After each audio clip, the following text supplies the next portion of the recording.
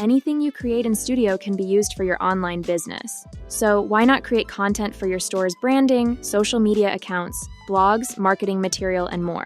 Start by uploading your logo and any other bespoke elements you need for your brand to the Uploads folder. Here you can categorize and organize your files as you need. I have a folder for logos, custom artwork, and product photos.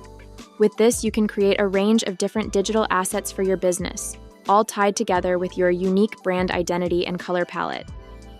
Here's some inspiration. Some examples could include this social media post or this website banner.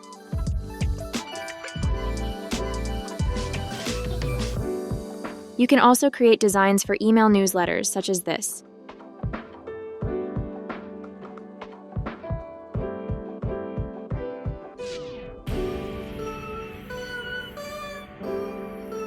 Or why not create custom labels or packaging to send out with your products? With just a few brand elements, the options are endless.